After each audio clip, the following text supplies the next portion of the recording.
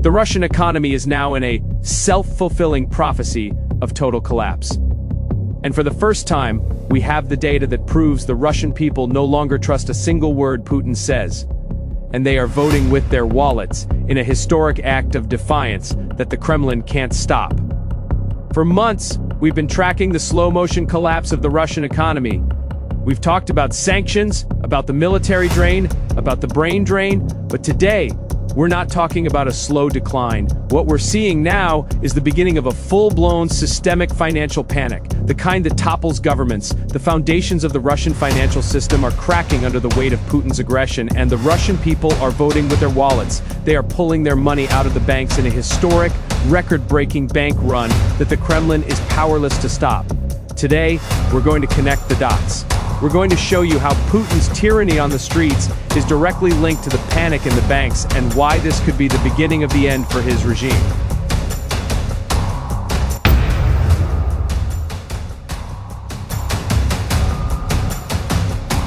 Let's start with the core of the crisis. The trust in the system has evaporated. You see, modern banking isn't just about vaults full of cash. It's a system built entirely on one fragile thing: confidence. The confidence that when you put your money in, you can get it back.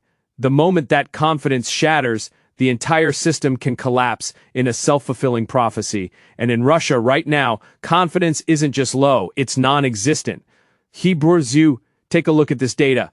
In June, Russians pulled a staggering 216 billion rubles out of their banks in cash. July was just as bad. After a brief false stabilization in August, the panic has returned with a vengeance.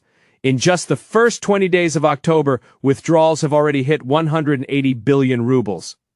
Now, here is the most terrifying part of this statistic. This is happening while the Russian central bank has an interest rate of 17%. Let that sink in. The bank is officially offering a 17% return on savings, a rate so high it's almost unheard of in a stable economy. It's a desperate bribe to keep money in the system, and Russians would rather have their money under the mattress than accept a 17% return. That tells you everything you need to know about the level of fear. They remember 1998. When the Russian economy collapsed overnight and banks simply locked their doors. That generational trauma is now front and center. They are choosing the safety of zero return over the risk of losing everything. So why this total collapse in trust? It's not just the war. It's the way Putin is reacting to his own failing war. We've reported on his crackdown on the internet, using the excuse of Ukrainian drones to justify a digital iron curtain. He claims he's shutting down apps like Telegram and WhatsApp to stop drone attacks, but the drones keep hitting their targets. So what's the real goal?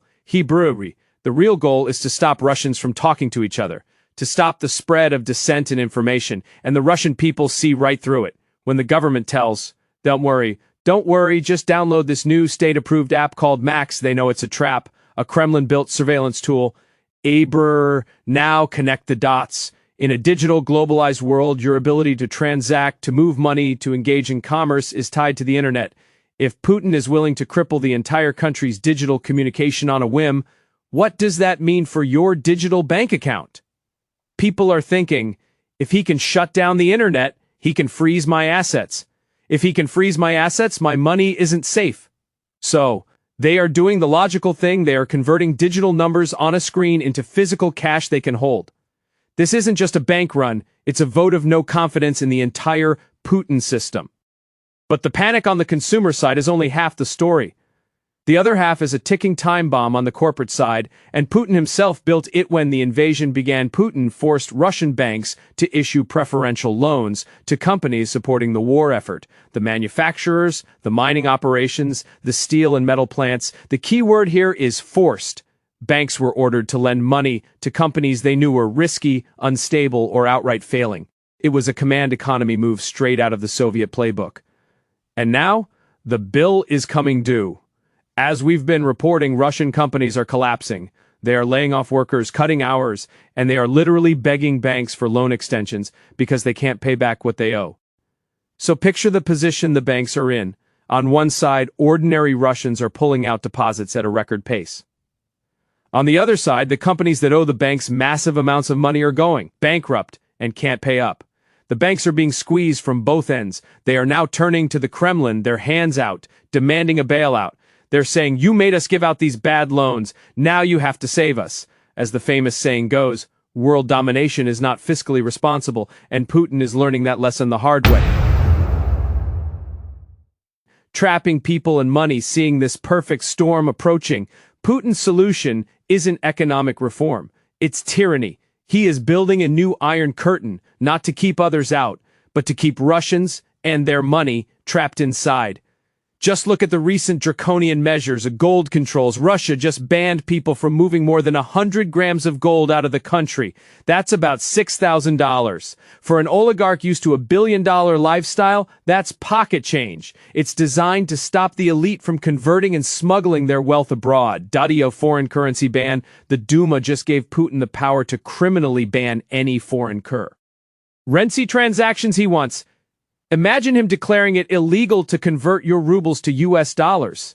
It's a direct assault on financial freedom, all under the guise of national security. Seizing private assets. Just days ago, Putin seized another 500 million rubles from a government official. Think about the message this sends to every other oligarch and elite. You are not safe. Your wealth is not safe. When I need money for my war, I will come for yours. What happens when the wealthiest and most connected people in a country see these headlines? They try to get out, and when they can't get their money out, they try to get themselves out. Putin is literally locking the doors to the burning building.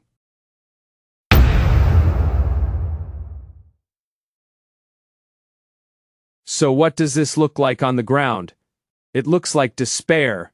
We got a glimpse from a Chinese tourist who recently visited Russia and was shocked by what he saw. He talked about paying 3,600 rubles for a month of parking, a cost that might be more than what some local teachers make. He paid 250 rubles for a single bottle of water. He saw a population crushed by inflation and sky-high taxes, all to funnel cash into the war machine.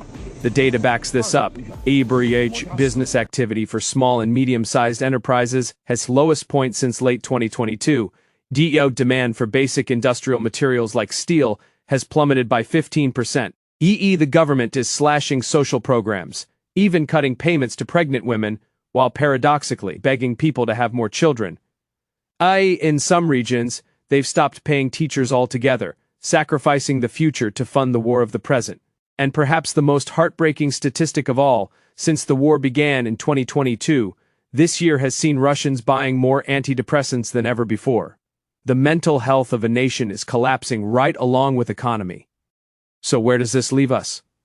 We have a record-breaking bank run, a corporate debt bomb, a tyrannical government seizing assets and trapping its people, and a population sinking into depression and poverty. All roads in Russia are leading back to one inescapable conclusion: the economy is in a death spiral.